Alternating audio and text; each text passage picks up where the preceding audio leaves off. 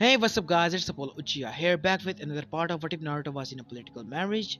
So, before continuing this, I have an announcement, a little bit, regarding this series. So, I'm going to end this series on this part because I think it's taken a long time to finish than I expected. And yeah, guys, as you guys know, I dropped this series previous month because I kind of got bored of it because it's quite reaching its end, and at the end of the series, it's quite the same as in the canon. So yeah, pretty much Obito declared the war after that, and Jiraiya died, and Naruto was sent to the Turtle Island so that he could be put there, while his wives and the other Kages had to deal with Obito and the Akatsuki, and as well as Zetsu, and the whole great ninja war started. So yeah, I'm going to continue from the end. This is going to be the last part, and if you haven't, please leave a like and subscribe to my channel. Anyways, let's continue our story. In an older room on a large turtle in the middle of the sea. So what am I supposed to do again? Simple, for as long as there been Jinchuriki and Kumo, they've been sent here to get control of their powers. The one who get past the waterfall of truth enter here and get into a meditative state to forcefully wrest away the power of the tail beast inside of them. But Kurama already lets me use her powers. How is that any different than what I'm trying to do? The difference is that now that you've confronted and defeated your hate, you should go on rampage, no matter how much chakra you pull. Naruto shrugged and sat down in strangely white, desolate room and got into a meditative pose. He quirked his eyebrow when he noticed Yujiro emulate what he said. What are you doing? I'm coming with, Yujiro declared. It's really just a formality, but I want to be there with you and when you unlock the full power of the Jinchuriki. They tapped knuckles, and just like that, they weren't in the white room anymore and appeared in the mental area that Naruto and Kurama inhabited. Wasting no time at all, Naruto walked forward towards her and held out his hand, which she took in her own hand. He smiled at her and she smiled back. Naruto felt power rush into every fiber of his being. It didn't feel invasive though, it felt more like a warm campfire was being lit in his veins. Warm, yellow, like he were back home in his mother's arm, cooking dinner or helping his wives. Wait, Naruto looked around, suddenly gaining back his cognizance and looking at the young woman in front of him. She couldn't have been older than 25 or so and had a kind motherly sort of smile. In fact, that seemed to be the only thing she was capable of doing, smiling. She smiled and smiled, then smiled some more. Who are you? Naruto ventured. I'm your mom. Believe it. She said, barely able to keep the tears in her eyes as she looked at her son. Um, uh, I'm Kushina Uzumaki. I'm here to help you restrain the QB. Naruto snapped his fingers. So you're like when Dad came, but he was only chakra and and Naruto stopped talking and instead shot forward and enveloped his mother in bone-crushing hug, which she recuperated with twice the force. Naruto started laughing, and his mom started laughing twice as loud. Then he lost the feeling in his legs and fell on his ass, something Kushina was only too willing to point and laugh at. When he was able to speak once more, he asked, Mom, eh? I knew Dad came by the redo the seal if I ever lost myself, but why are you here? Kushina laughed a little and bumped her fists together in a threatening fashion. We're here to kick the QB's ass and take all his chakra. Naruto chuckled a little bit. But Kurama, she's harmless. Naruto, Kushina smiled, flattered ever so slightly. Why, we are talking about the QB, right? Lords of Demons? One tail swish will crumble mountains, raise into tsunamis, bathe the forest in fire, most terrifying bunny-eared fox-human hybrid in the world, put a tremendous burden on my body and mind. Kind of a bastard, that QB? Not a shrug. She got nicer. She also decided she was a she, and now we help each other out. Kushina lost the ability to speak momentarily. She was, however, spared from looking low in front of her son by the new matter that popped into existence, namely a rather capable looking Kumo Konoichi that rushed to her son's side, protectively wrapped an arm around him, and took in the situation like a trained professional. Was she? Misto asked with sharp, distrusting eyes. She's my mom. Naruto blumped with barely contained jubilance. Her name's Kushina and she's a kick-ass. Mom, this is Yujito. Naruto said, introducing them. Kushina stared at Yusto warily. She wasn't too fond of Kumo Ninja, especially considering she'd been kidnapped by a whole squad of them looking for better genes in their forces. The nightmare she had for that night happened periodically up until as late as a few months before her death. That being said, Kushina believed in a world that knew peace and understood that things must have changed in the 16 some odd years. She'd been gone for her son's life. For all she knew, there might be a peace treaty betwixt the two nations. Kushina words flattered in her mouth for a second before she got her bearings straight. I'm sorry, my name is Kushina Uzumaki. It's so nice to know that Naruto had someone there for him growing up, even if you two are from different. Whoa, wait! Naruto interrupted. Yuji wasn't with me growing up. I kinda was. Well, I guess you have a point there. Kushina eyed the two confusedly. I'm sorry, I just assumed that since you were holding on to my son so affectionately that you two must have been together for so long time like Kushina tilted her head to the side and squinted her eyes. Adopted mother? She guessed. Naruto laughed loudly at that while Yuji's expression got a bit darker. Kushina started getting a little worried. Stepsister? Nah, sister-in-law? He how would that even work? Kushina started getting desperate. Caretaker, maid, sympathetic villager? Nope, nope, and no. Secret Anbu order to look after you? Nuh-uh. A little girl who has a crush on you, but you don't see her as a romantic interest, and so she uses a transformation to try to get you to notice her? Naruto tilted his head to the side. Huh? A friendly ghost? Naruto shivered. Hate ghosts. Kushina tried her hardest to escape from the reality that her son appeared to have been corrupted by an older woman. Can he be taken human form? She said Jinchuriki, but no. Kushina put that little packet of information aside for now. A relative of Minato that I don't know about? Nope. Pet turned into a human? Tsuko Mogami? Tsukumawati? What? Kushina stopped freaking out for a second and took a deep breath. I clearly misread the situation. Just for clarification, how old are you? She asked. 16, and I'm 21. She's actually 29. Yushiro elbowed him hard in the ribs, but instead of cringing in pain, he couldn't help but smile at the situation happening around him.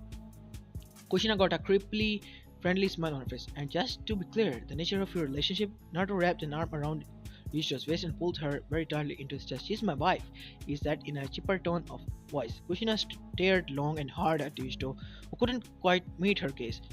You seductress! Mom! He's a child! How dare you take advantage of his heart like that? Mom, I'm not a child!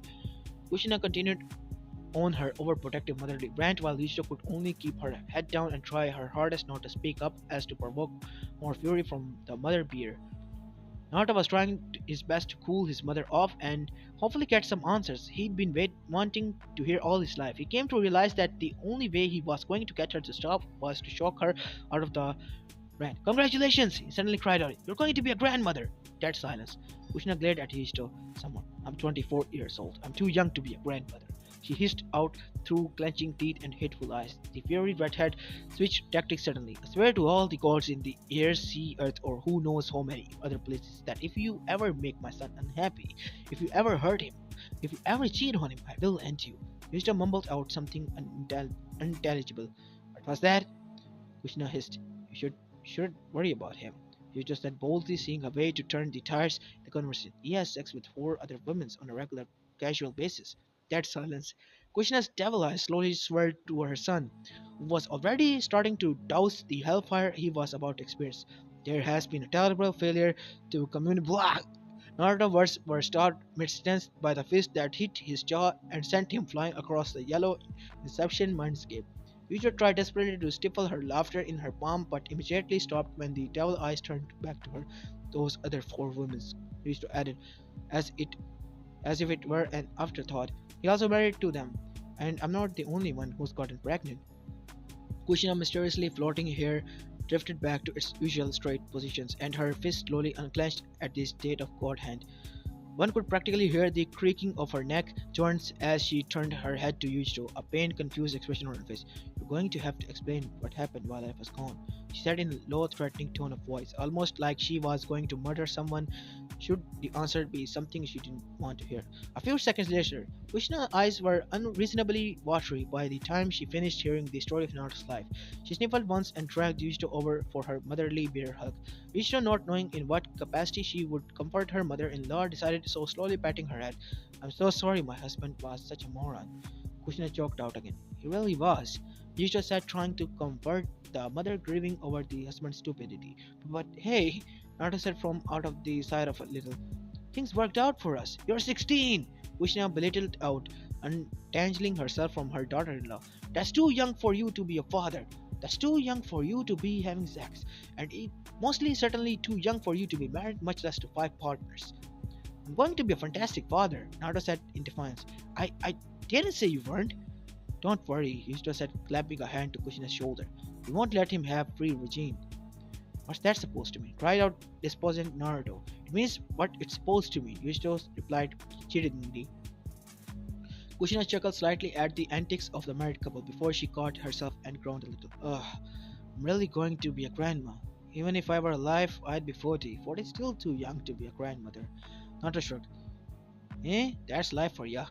But that's not important right now. I wanna hear about how you and Dad met, and what Kakashi looks like under the mask, and other things that you thought of naming me and Kushina sat down, prompting Naruto and Yuzito to do the same.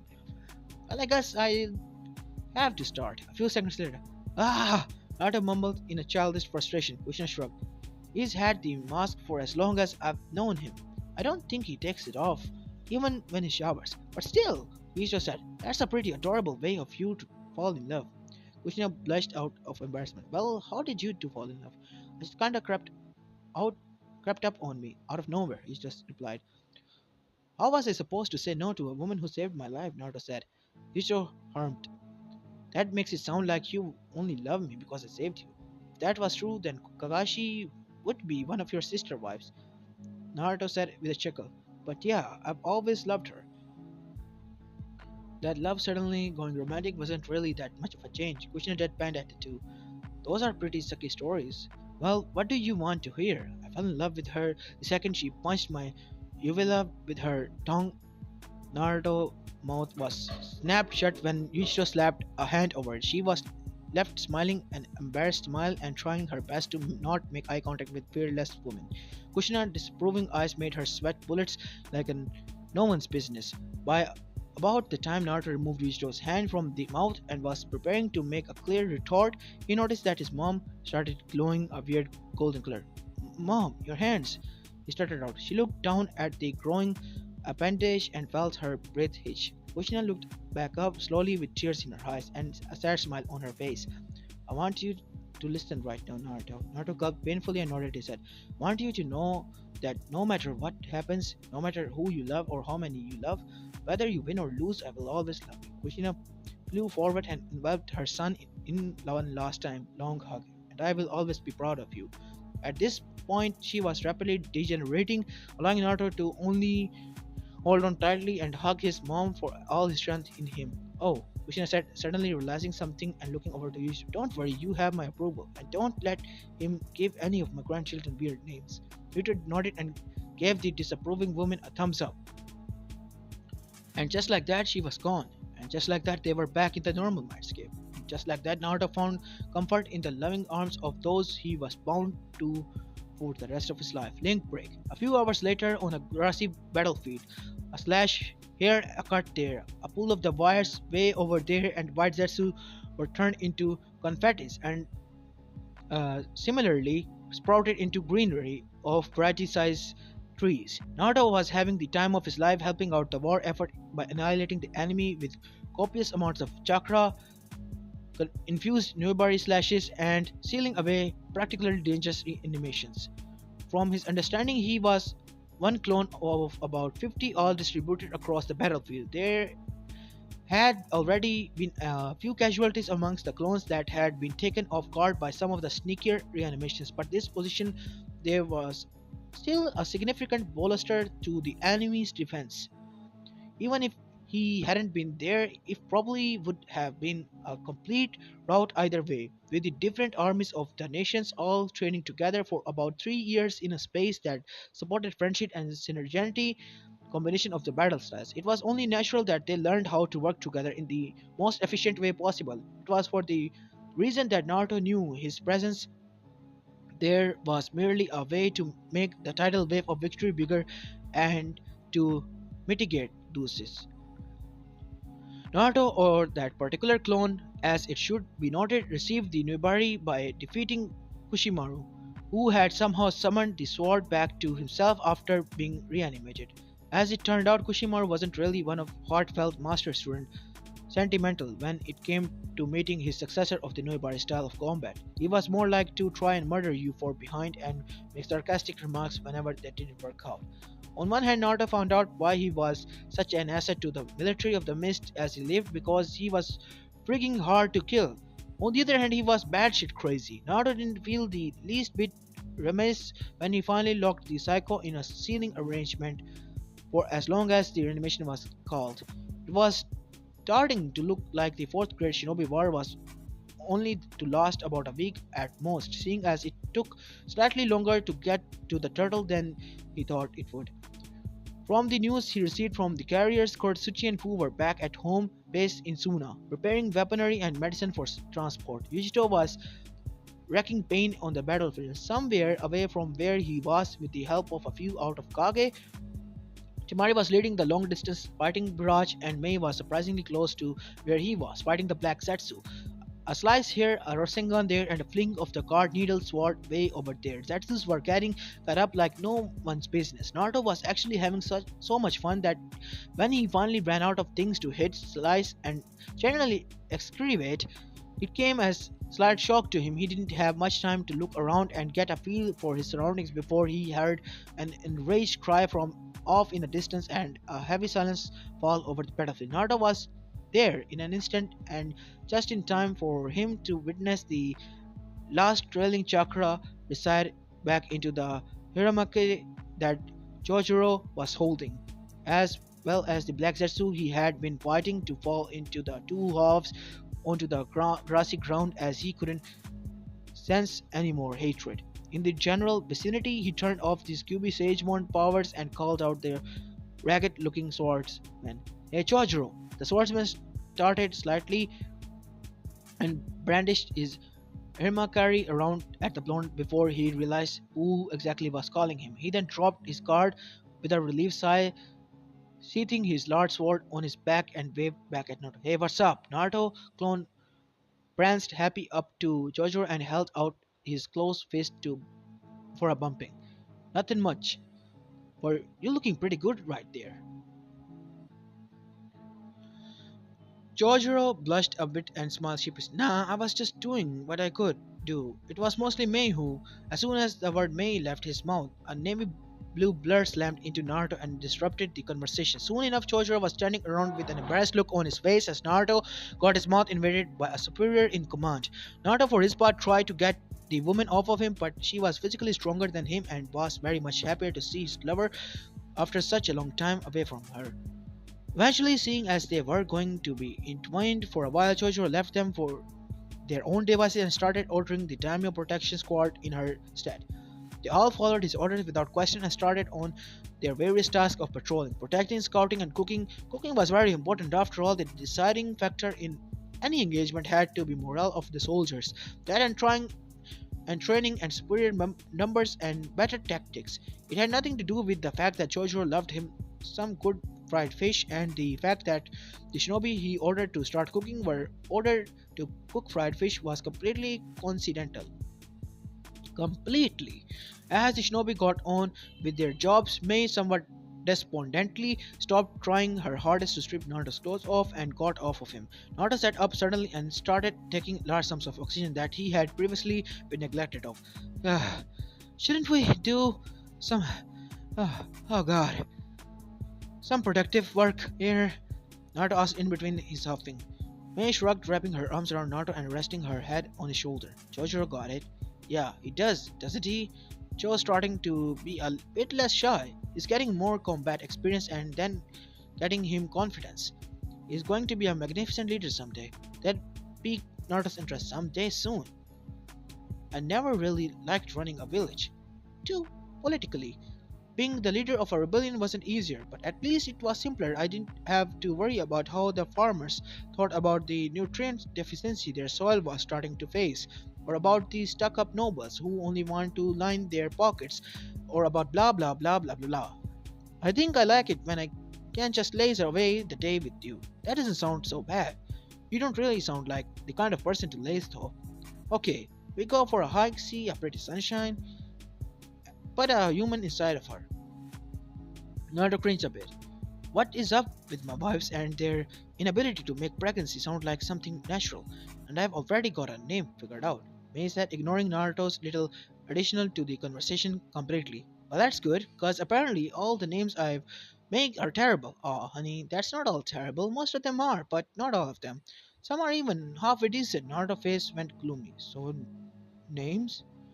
If it's a girl, I'm naming her Umi. If it's a boy, I'm naming him Kon. The sea and the navy blue, huh? Mm-hmm. I like them. They're simple. There certainly aren't Larkspur and Amaryllis. Not a crown. Who told you? Yuichiro. Yuichiro knows. And in the brief time that we're been off to the Turtle Island, she has not only came to see you, but she also told you about babiness I've been bouncing about. We're a mysterious creature. Us women. We truly are. I wouldn't argue that. Their train of thoughts were interrupted by an intrepid and quivering Miss Chunin trying to gain the voice to speak, getting the idea that the girl was a fangirl of something and wanted a piece of her man. Mei hugged Naruto a bit closer to her cleavage and narrowed her eyes at her new arrival. Yes? She asked. Mizukage-sama, this, these two are, I'm a field medic and Mei was starting to get annoying with the girl with enough force to shatter glasses and making even the manliest of men think twice about looking in her general direction. I've been sent to May hand gradually lowered until she was practically cupping Naruto's baby whiskers. He's fine. He doesn't need a physical and mental checking. He isn't donating salmon, she said sternly, causing Naruto to splutter somewhat in surprise. Sperm request? Is that a thing that's happening here lot recently? He asked incredulously. Oh, you have no idea. The amount of documents I've put to the shredder over the past month. I've actually been sent to make sure you're okay. The girl finally managed to get out. My animosity was gone in an instant, and so too was her energy, it seems. She barely managed to get out and I see before she slumped on the ground next to Naruto unconsciously.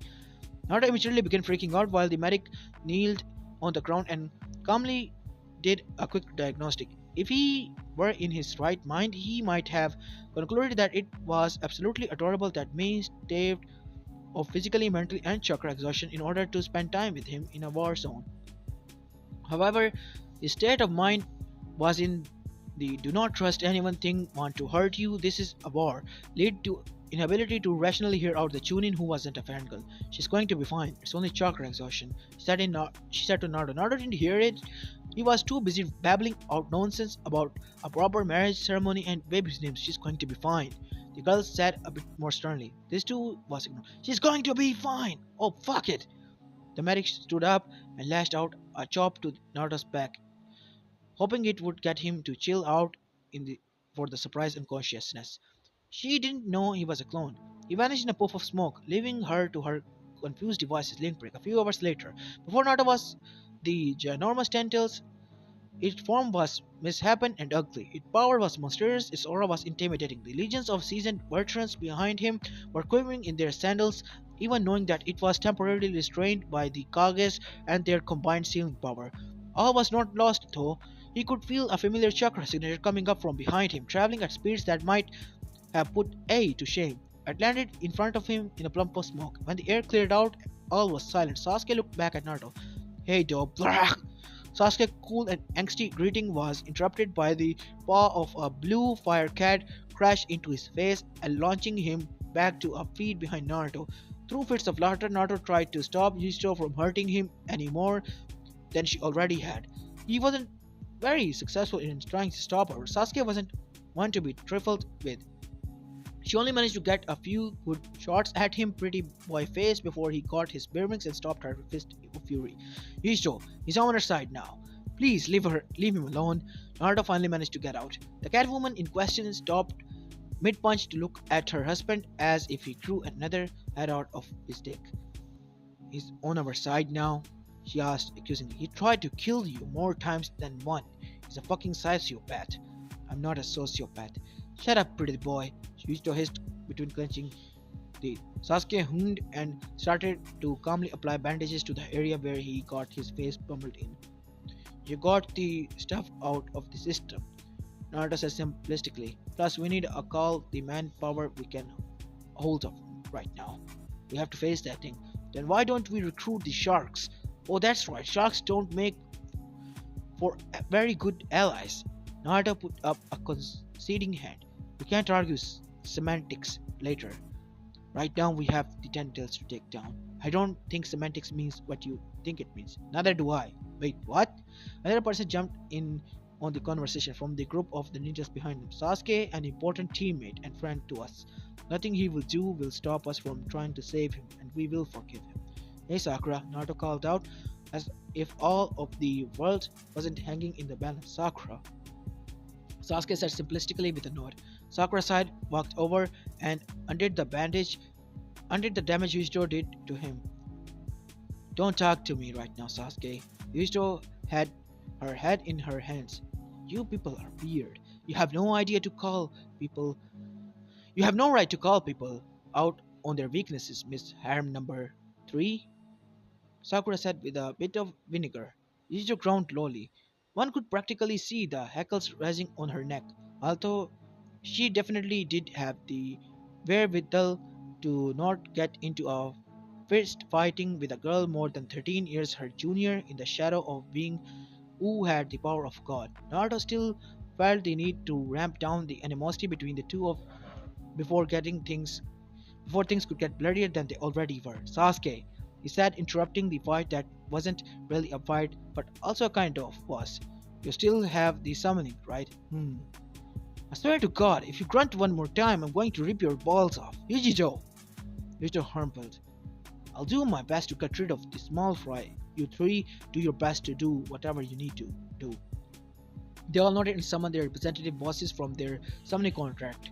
If Jiraiya were alive, he might have shed a tear at the sight of the revival of the Sonic, but he wasn't, because he was dead. Yujijo morphed into her full form and charged ahead into the Ten-Tails, destroying the beings that it spawned out of itself due to its trapped state. Hellfire spewed from her mouth, her claws grogged the earth and surrendered her armies. Her tails created entire swath of scorched earth and hurled her quarry towards her. The friends of Naruto also joined in the fight, eager to lend a helping hand to their friend. Most notable of them were Tamari, who took to the air with the help of her fan and prosthetic and began raining down with wind blades on the enemy's interpolars. Their bodies were not made to fly, and any projectile they tossed at her were easily dodged and turned to their owners through their cranial cavity. Cranial cavity, they were made easily picking for her advanced and unique fighting style. Elsewhere, I wanna help. Shut up, May. Tsunade rasped out. Okay. Elsewhere. Ah, fuck.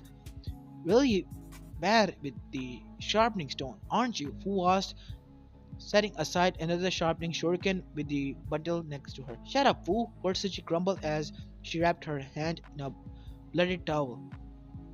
Okay, link break. A few hours later. I'm not gonna keep repeating myself to you. Geez, you still don't get it.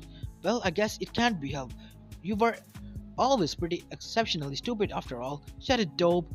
Am I interrupting something? Naruto and Sasuke's head creaked to the side to get a glimpse at the newcomer to the conversation. She was sitting on the lip of the cliff, overlooking the two brothers in her all but blood. Her sandy blonde hair was done in 4 pigtails, and she had an absolute beaming smile on her face. Oh, hey, Tamari, you found us. We need a medic. You survived this long, Tamari said with a far off look on her face. Naruto coughed and splattered a little blood. I'm not in pain. Eh? Eh? Is that all you have to say? Yup, that's all I have to say, and I'll need to say. Temari whispered out, "Hey look, the sunrise looks nice." Naruto and Sasuke had creaked to the side to look at the rather nice looking sunrise. "I really like sunrises," Temari whispered eerily. Naruto and Sasuke had creaked back to the side towards Temari. "Are you okay?" Naruto asked. "You're talking weirdly." "I'm just nervous because of something." "This is literally the worst time for you to be evasive," Naruto said brashly. Temari took a deep breath and hopped down off the lip and stood over the hurt Uzumaki. "I'm going to say something right now and I need you to not laugh, or interrupt, or cough, or die while I'm doing it. No promises." Tamara took another deep breath and started pacing out. "I haven't really ever felt strongly towards any one person in my life. I didn't have a lot of friends because everything was scared out of shit because of Gara. Kankuro and Dad were really distant. Foreigners looked down on me because I was from sand." She stopped pacing around and knelt down next to Uzumaki. "Until I met you. I love you, or I'm in love with you. Or I love certain aspects about you, or I don't know. I know that I feel strongly towards you and that I want to explore that feeling.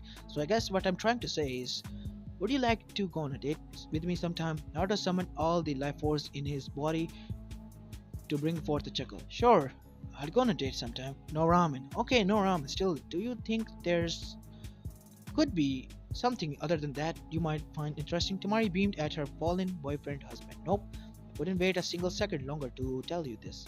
I actually had this whole speech planned out." "Can you two get a room or something?" Sasuke asked with a rare embarrassed smile on his face. "Shut it, Numby." "Numby? Yeah, 'cause you're numb to emotions." Off.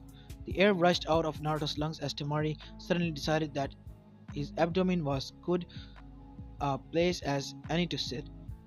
"You've squished my insides."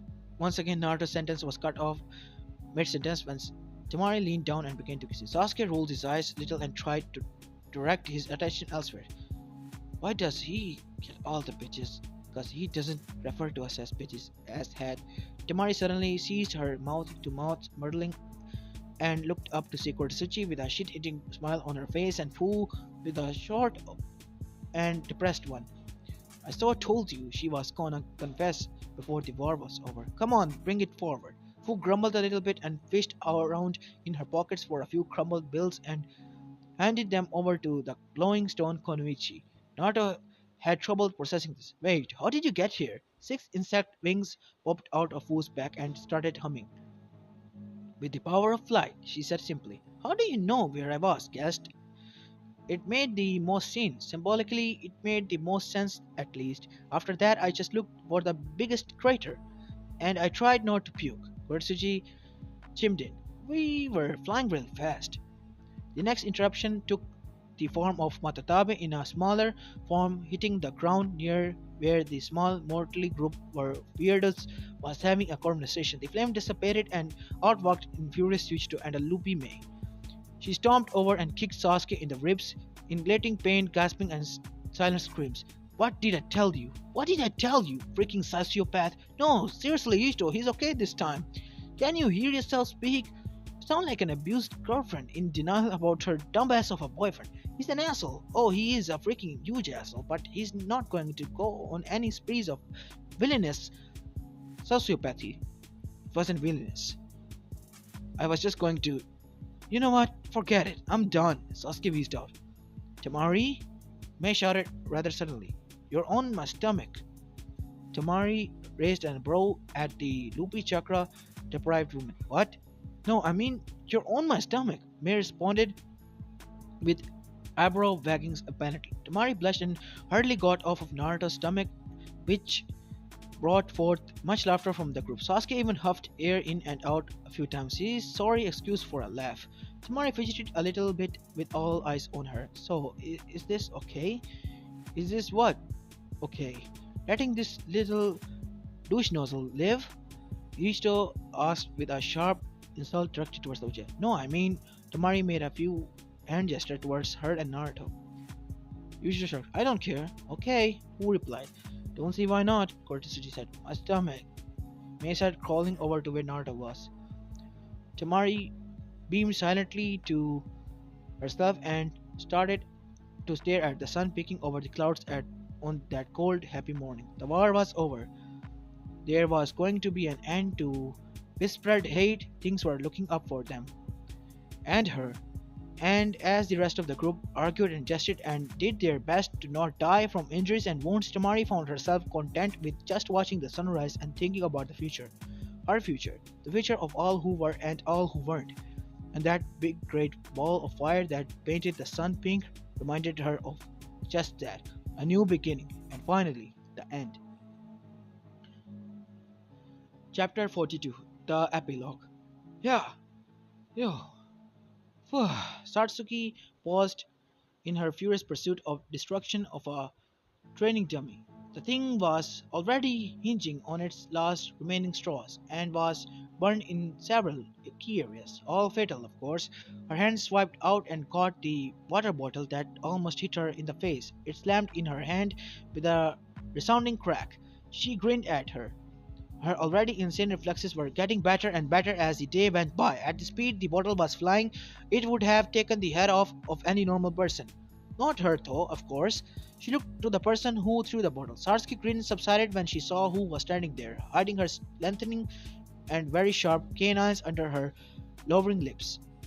There weren't meat tearers like what the Inuzuka had the canines. They were made they were more needle-like.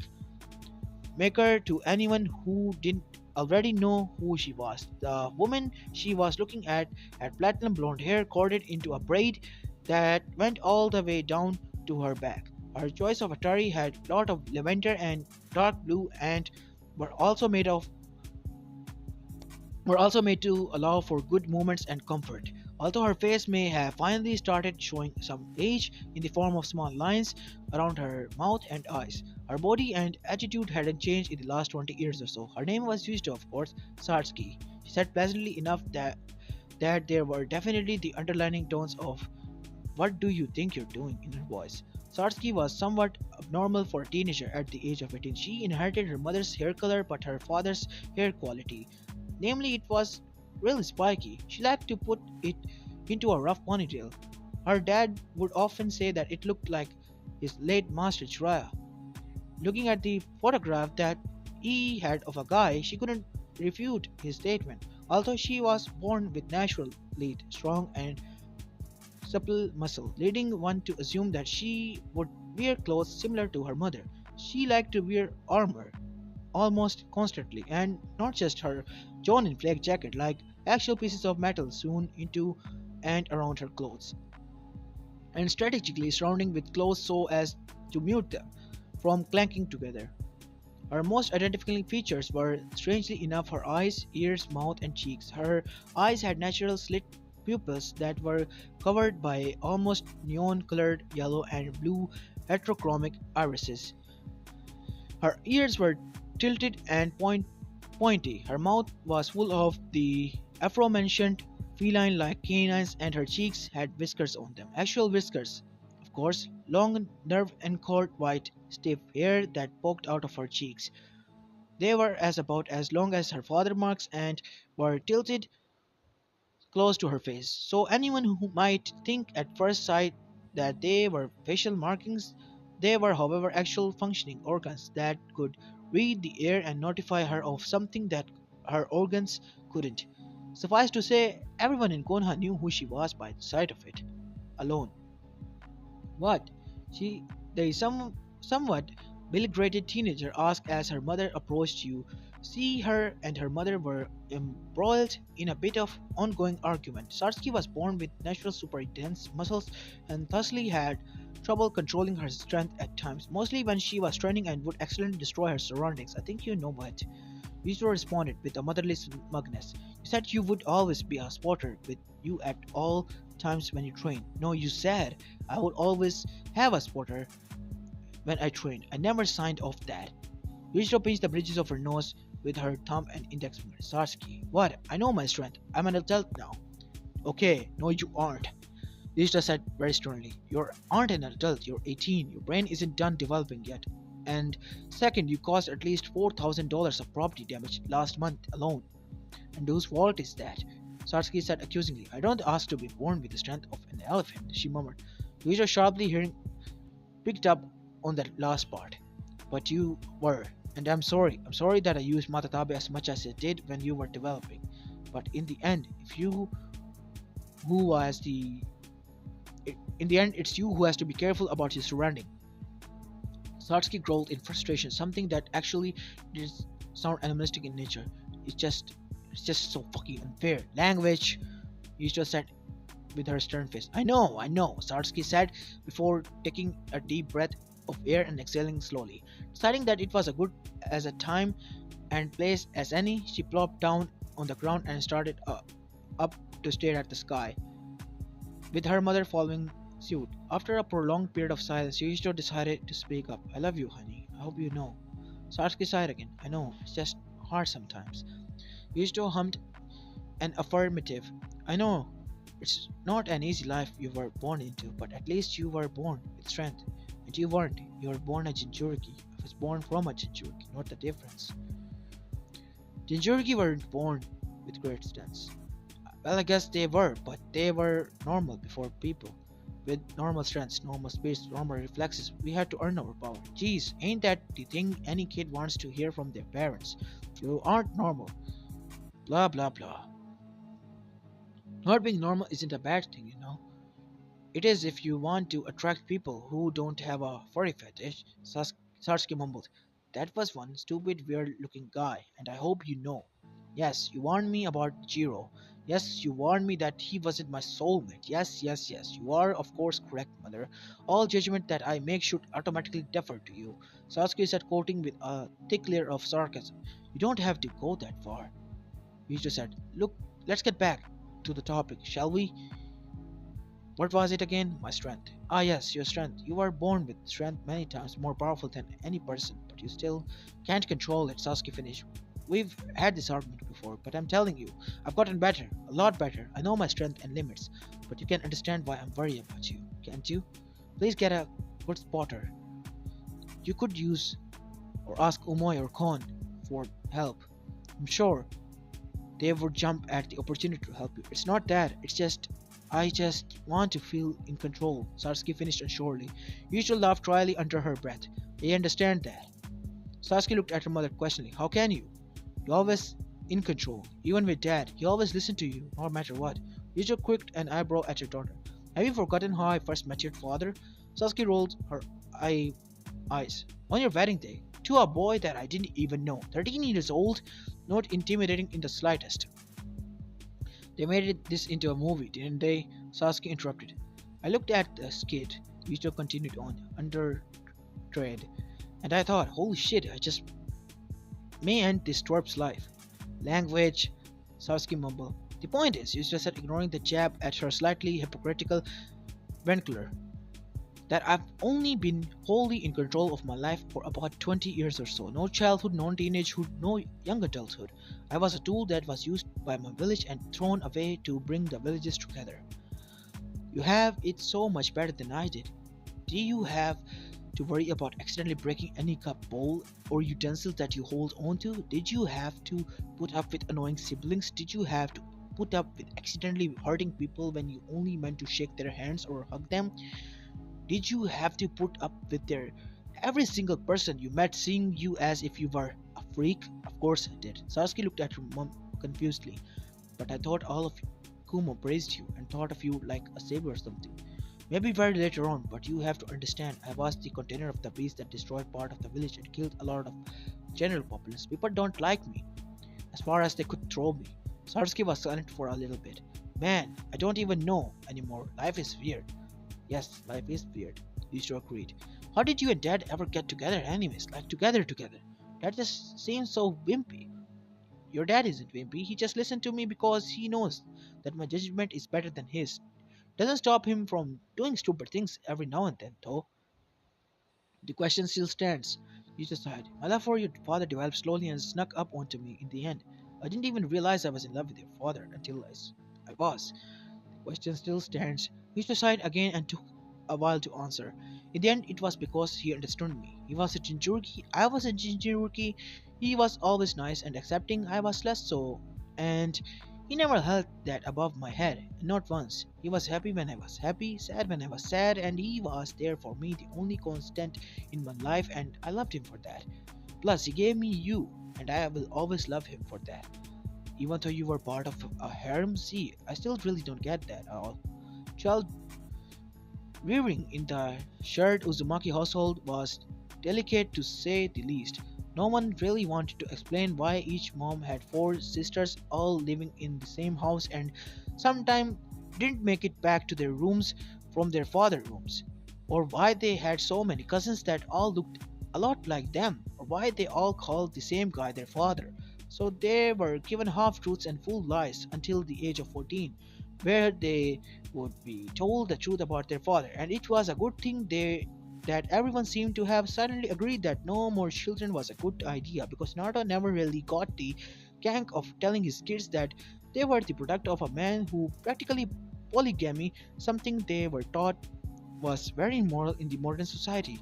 They all came to terms with it, though of course Yusto shrugged. You got used to it, you do? Yusto hummed. Well, your father used shadow clones often and used shadow clones well, so it wasn't like I was one to complain. A giant blush blossomed on Sarski's face. Mom, stop it! You're my mom! And how do you have to thank for that? The blush grew. Sarsky mumbled again. Sorry, what was that? Dad, Sarsky said sorely. Of course. Yep, that's right. Is your daughter decided to put her natural strength and keep mind to become a member of the International Fighting Force. And even though she and her mother argued, Yusto couldn't have been more proud of her even if she tried. Link break. Kurotsuchi slurped up the last remaining vestiges of soup from her bowl and brought it down.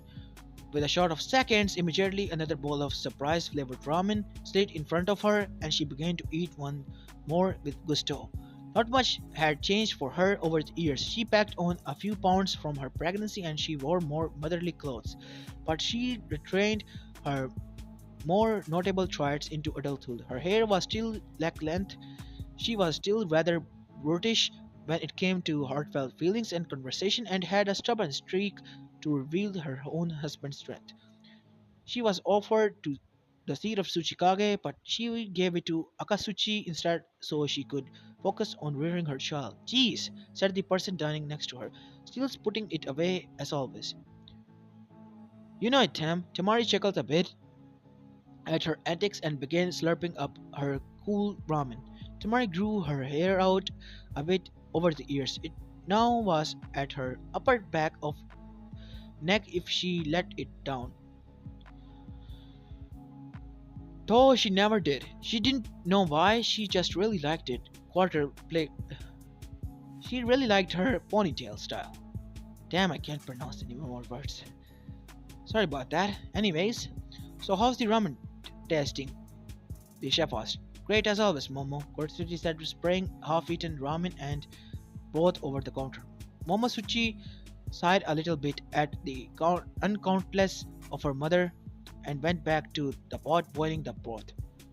It turned out that because Naruto had the red hair allele from his mom and Kurotsuchi had the pink hair allele from her mom, because it became plausible that any offspring because the two could have reddish pink hair, and it did.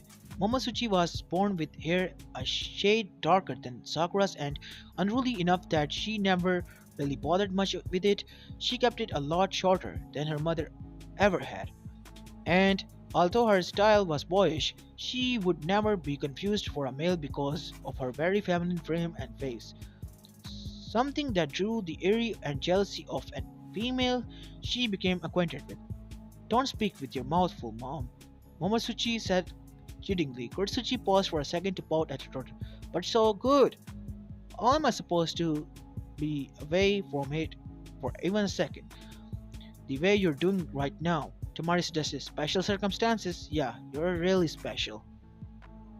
Hey, when are you going to pop a kid out? Lord knows you need something better to do than heckling a poor old woman just trying to support her daughter, Kurotsuchi said with crocodile tears. Few things. First, I don't ever want a kid. Second, 37 is a bit too old to start thinking about it anyways. Third, you aren't on You aren't an old woman. Certain on here. Fourth, you're annoying your daughter, not supporting her. Oh, don't say that, Tamari, Momosuchi said from her own shoulder. You make a wonderful mother. Plus, it's not like dad lacks for time. Tamari cupped her head in one of her hands and stared into the noodles broth, absent-mindedly stirring the noodles in lazy swirls. Honestly, the worst part would be the naming process. I just know Naruto will insist on something to do with flowers. Your mom and Naruto argued for 2 solid weeks when they had you. He wanted pink sushi, and she wanted anything but that. And they settled for Momosuchi in the end. I know, I heard it 1,000 times. Then you also knew my train of thoughts was interrupted when a tan green haired blur slammed into a seat next to Kurtsuchi. The insect wings bolted against his blur back, trying to make it look as incompatious as possible. Hey Momo, the blur said friendlily. Momosuchi looked at the now not so much of a blurred face separately. What did you do this time, Jiraiya? The man situated in the stool next to Kurtsuchi looked like a near carbon copy of his mother from when she was younger, only he would have towered over her and he was born with insect wings. Much like how Satsuki was born with natural strength, whisker marks, and all the other stuff. He had short green hair and a frame with good muscle definition. Because of the wings on his back, he rarely wore anything over his torso other than a few belts for keeping things together. And that was only when he had some things to carry that he didn't want to get dislodged from his pants. In the end, Fu was ambiguous as to what she wanted to name her boy and accepted Jiraiya when it was put forth by Naruto. Oh, a little bit of this, a little bit of that, Jiraiya said, very quickly not settling on any solid thought for long with anybody other than him that might have seemed like a nervous tell. However, anyone who knew him knew that that was just the way he was, very flitty, very fast in his speech patterns. So what you talking about? Baby names, mostly, Momosuchi supplied.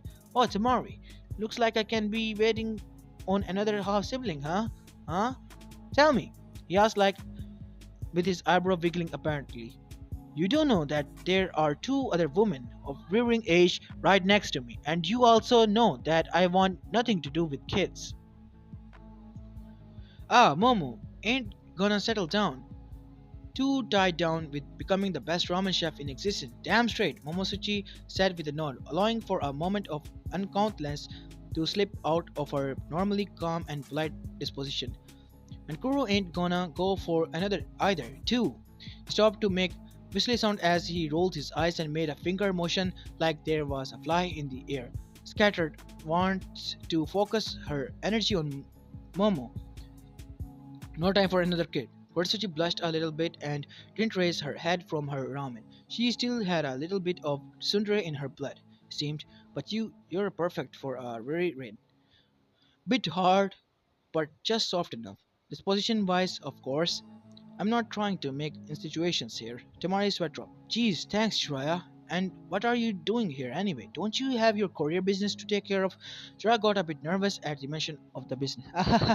He laughed nervously. But I was actually on my way to work. His babbly stream of words was cut short when a hand reached through the curtains, grabbed him by the nape of his neck, and pulled him out very quickly. Kurtsuchi and Tamari poked their heads through the curtains to make sure he was still alive with the minimal effort and saw Fu. If her skin were darker and had more wings jutting out of her back than usual. Hey Chame, Kurtsuchi greeted as if her, let's call it, motherly testament was just another daily occurrence. Daily occurrence for them. Because it was. So what's he did now this time? Chame turned slowly to face the 2 women with anger pouring out of the orifices. He did this to me, she growled out, pointing to her face.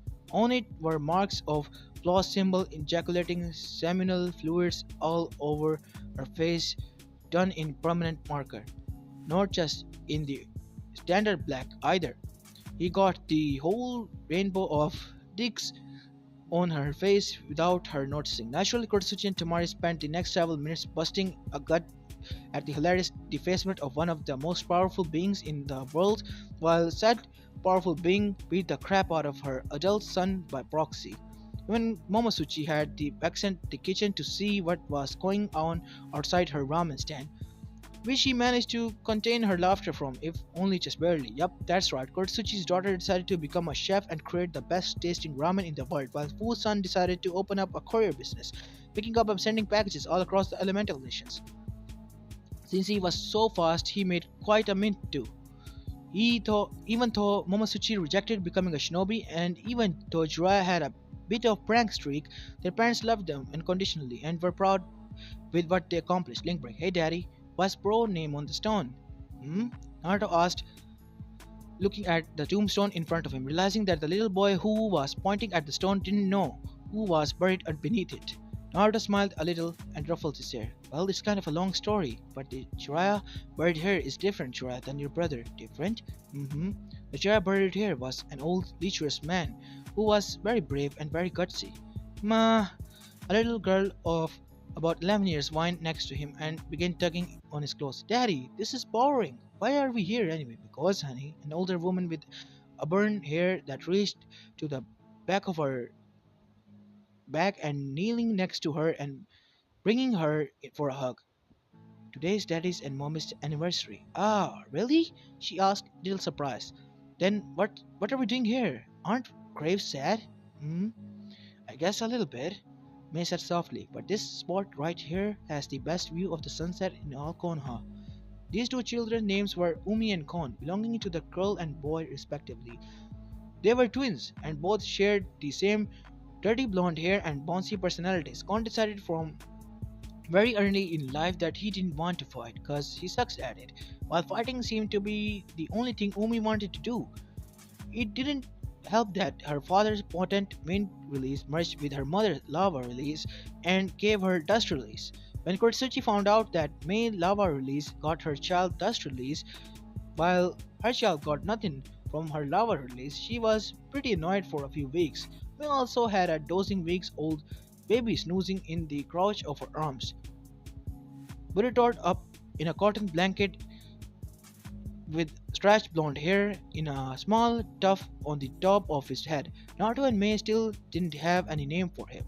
He was going to be the last of the Uzumaki household, and Naruto wanted something grand. Well, Mei wanted something nice and humble. If she were to be honest though, she had to say that she was coming around the same name as the child's grandfather, Minato.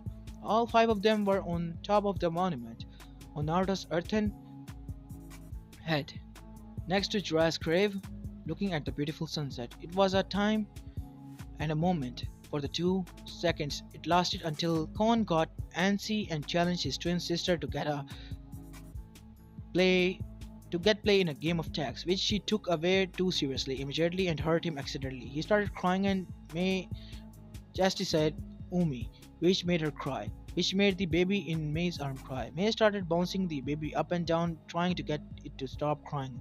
Naruto did a hand motion for I'll handle this to May and picked up Umi and Kon on either arms, then sat them down on either side of him in front of the master's grave. Now I want to tell you a true story.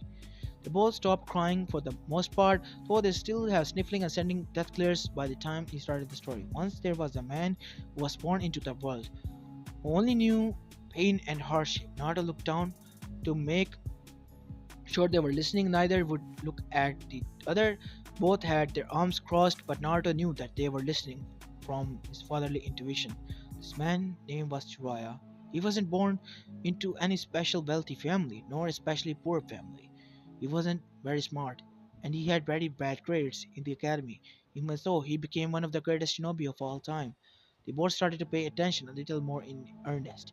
Even if they tried their hardest to feign disinterest, not a smile. He really liked that part about being a dad, about knowing exactly what his kids were thinking when they were angry. How did he become the greatest shinobi of all time, you ask? He had a fantastic teacher and great friends, people that he loved and he wanted to protect at all cost. And it was that feeling of wanting to protect the people that he loved that motivated him to make the world peaceful, better place for them to live. He loved them because they were family. just like you two are to each other. So, Gon asked, the world's already peaceful and stuff, and I don't wanna be shinobi. Especially not to protect her. Gon punctuated to remark by sticking his tongue out at Umi. She growled at him menacingly and pounced on him. But she was caught by Naruto before she could do anything. Anyways, Naruto started out, starting to keep his growing kids from pulling each other apart and keep them sat down. Anyways, the point about family is Naruto grabbed them from the nape of their necks and forcibly sat them down. He put his serious face on and looked at both of them in the eyes. The point about family is that you share a bond that cannot be broken. Because you share the bond, you can never give up on them. They both pouted and refused to meet their father's gaze. Naruto flashed them in million watt smile. Cause I'm your dad. I will always love you no matter what you do. I'll never give up on you. That's what a family is. And how? May said, coming back into the fold with the unnamed snoozing baby resting in the crook of her arms. Looking at the sun drawn to a close on the horizon, Naruto grabbed all four of them and brought them all in one gigantic fatherly hug. And he smiled because he was happy, because they were up and downs over the last 20 years since he, Sasuke, and Sakura stopped Lady Kagura because Kaguya. Lady Kaguya because he was proud dad to so many wonderful kids and a happy husband to five. Because the sunset looked beautiful, because just because, in fact, the little moment would have made a wonderful ending to this story. But no, this is the epilogue. It ended in the last chapter. Well, guys, this is where I'm going to be leaving this part of, guys, and ending this story. I hope you like this, and if you might ask why I did stutter or mispronounce so many words in this part, because I've been recording for the last previous 3 hours constantly. I have recorded 3 different parts. You have seen upload on this channel today constantly without any break. That is why I'm tired and my throat hurts, and yeah, that is why I started and mispronounced so many words. Anyways, this is Apollo Uchiha and I'm signing out.